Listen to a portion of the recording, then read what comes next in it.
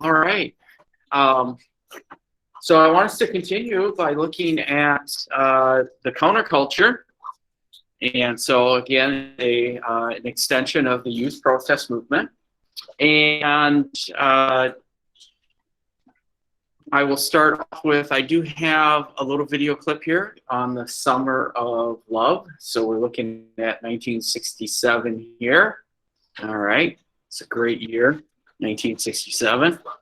And then we'll go from there. One thing with this video clip that we'll see here is it might reaffirm some things, but maybe bring in some other elements of the counterculture movement. All right, so let me get this video clip here queued, and let's take a look at it. Right? Not. All right. So let me share that. Let me mute that. And so those at home, welcome as well.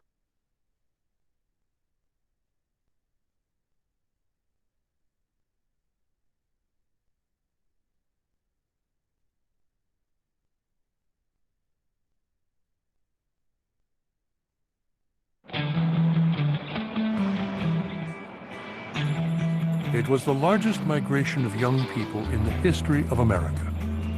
From every direction they came, from the biggest cities and from the smallest towns, all bound for San Francisco in the summer of 1967. 100,000 is a minimum estimate of what's happening. I think it would be a major historical event for this country. We are trying to do what no one else has ever done before in this culture, and that is to find a new way for humanity. Minds are up for grabs. It's up for grabs. Civilization's up for grabs. I think everybody knows it. Drawn by the city's new hippie counterculture, with its vision of changing the world through peace and love, they arrived in numbers great enough to create a crisis in San Francisco and threaten the utopian dream itself. There were people who were coming who were just coming for the drugs, who weren't coming for, say, a spiritual awakening. Kids were coming from all over the country. They were straining the infrastructure of the city. They were straining the resources. What could there be but trouble?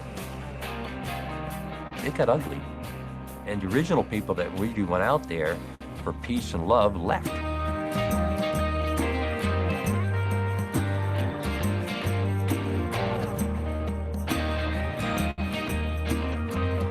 Yet thousands would be swept up by a revolutionary movement that would shape American life far beyond that turbulent summer.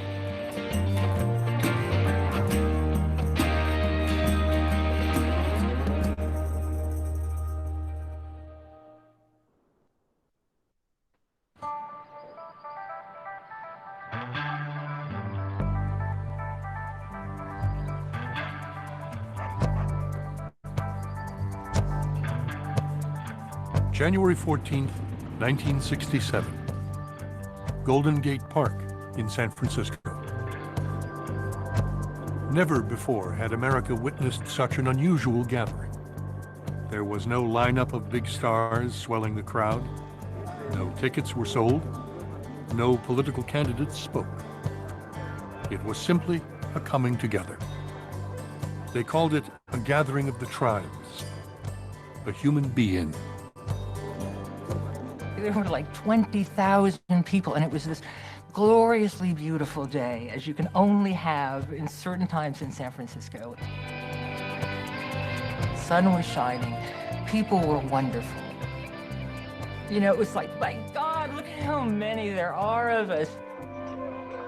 To most of the country, the be-in must have seemed like a world turned upside down.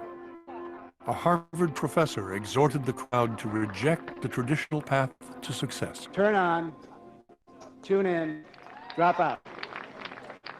I mean, drop out of high school, drop out of college, drop out of graduate school. Hindu chanting melded with motorcycles and rock music.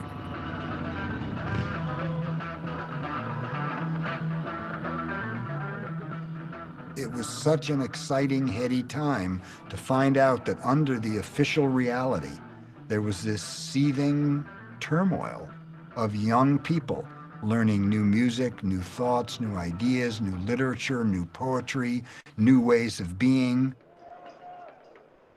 This turmoil of young people was in part due to sheer numbers. Never before had so many Americans been under 25. There were over 90 million of them, nearly half the population.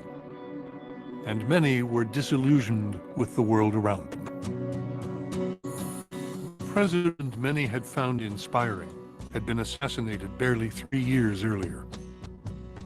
War in Vietnam was killing 100 American soldiers every week.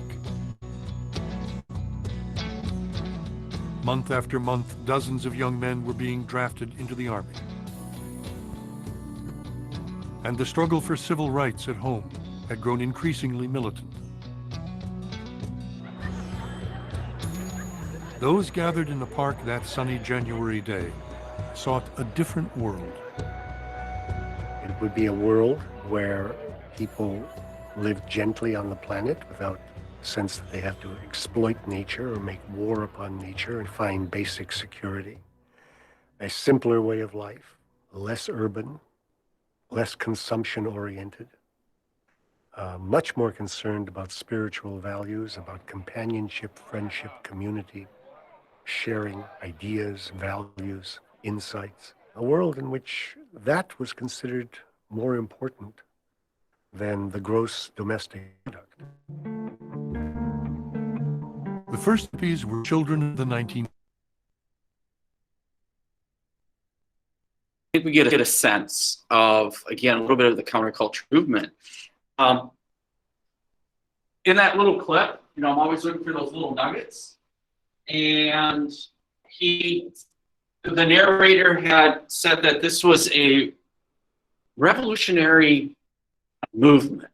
He used the word revolutionary. Can the counterculture be viewed revolutionary?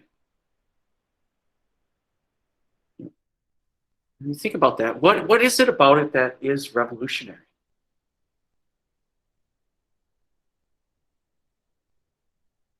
I mean, the Beatles, they write a song, they come up with a hit, revolution. Say you want a revolution. What is it about the counterculture that could be revolutionary? Either here or at home. What do we think? Just brainstorm. What do you got? Because of the impact on everything. Okay, because of its impacts. All right. Can we find a concrete example? What do you got? Well, I think that it kind of shaped our country for the future because after the protest, it became like a protest, and then it just did it for the first time, and then it followed after. All right. So the precedent of setting protests and popular protests. All right. Anything else about it that makes it revolutionary?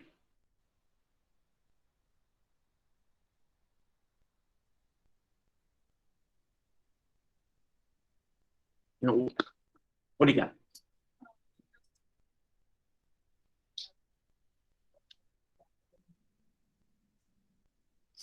Yes, you have a gathering of a lot of young people in one place, and they're from a variety of backgrounds as well. The guy had said there's 90 million of them. All right, not 90 million of them converged in San Francisco. That would be like, whoa. But there's 90 million of them. And they're not satisfied, right? We get this idea that 90 million of them, not all of them are satisfied. I suppose it's very hard to get 90 million people to be satisfied about something, They're not satisfied. He pointed out they're close to 50% of the population, if not in some parts of the country, they are the majority, depending on where they're from. But you talk about a revolution. A revolution is transform? It transforms society. Our own revolution, our war for independence, that was transforming. It transformed the political, economic, and social structure of this area. And so when you look at the counterculture, what's their goal? What are some things are they striving for? You know, whether what you found in your research or what you hear on these videos, what are they striving for?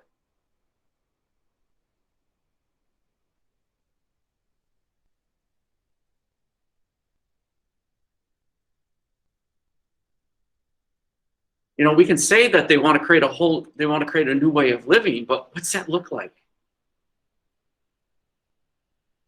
What's that look like?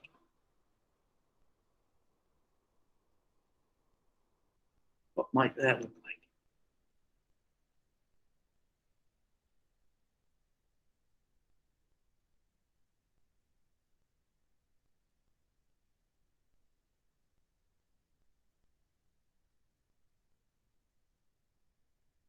Looking for one. Looking for one. What's it look like? What do you got? They just like they wanted a simpler life and they wanted stuff. Yeah, they want a simple life and they want to live it how they want. You know, in many ways, you know, that is a fundamental nature of an American. And, you know, express our individuality. I want to live a simpler life. 1950s, it seemed like we're going to keep up with the Joneses. That was the phrase. Going to keep up with the Joneses. Oh, they got a color TV on the block. We have to get a color TV on the block. All right, they got a new car. Oh, we're going to have to get a new car. They built a backyard oven. We're going to do the same thing. You know, keeping up with the Joneses was it. That materialism. That's what defined happiness. Hippies, in many ways, those of the counterculture, again, are the extension of the Beats, who are saying there are other ways to be happy. Simple. Simple. All right. And so that's an element of it. You know, the guy said, we're not interested in the GDP. Developed countries are defined in some ways by their GDP, and perhaps maybe, you know, the cynics out there would say, well, you can live a simple life now because we have the flexibility to do that based on our GDP. All that goes with it. Okay. So 1967 is proclaimed kind of the summer of love, and it's all kicks in gear here. And soon, you know, there'll be a rock festival that kind of defines that counterculture. All right. And what's that rock festival that's going to kind of define it? Have we picked up on that? Yeah, it's Woodstock. It's Woodstock. Absolutely. A 3-day festival. I tell you, one of my first vinyl records that I had purchased was a double LP long play vinyl record of Woodstock. I mean, it had the who's who in music, the big names, and it also had some of the other recordings that go along with it, the PA announcements and all that stuff. Very, very interesting. All right. So when we say that, my final point here with counterculture, when we say it's revolutionary, we can find the extent of its revolutionary nature of it if it still has connections with today. So that's what your BHQ is focusing on, that as well as can we find some modern day connections with that era. And perhaps maybe it is normalizing protests, because 1960s is also a hotbed of protests, and every decade is going to have its moments with that. All right. So with that being said, counterculture is due today. And remember, there are two elements of it. One, you got to figure out get some general facts about the counterculture, and you got to answer those questions, and then create your visual.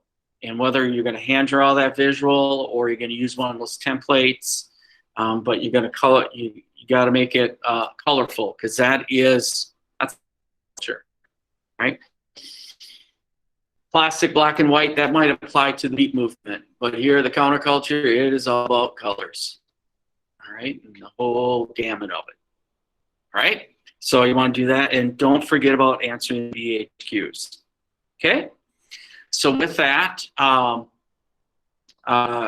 tomorrow I'll talk about Thursday and what that looks like for us, because we have some MCAs again. What Thursday and Friday looks like that for us here in this class, whether it's synchronous or asynchronous. I need to, of course, talk with my compatriot, Miss Iden. Cannot make a statement without first clarifying it through her. All right. And so with that, I'm going to cut you loose, let you work on the counterculture, explore, dig in, have a groovy, far out experience with it. And if you have questions, always check in with me. Those at home, stay on, ask questions, or you can check out and complete this assignment.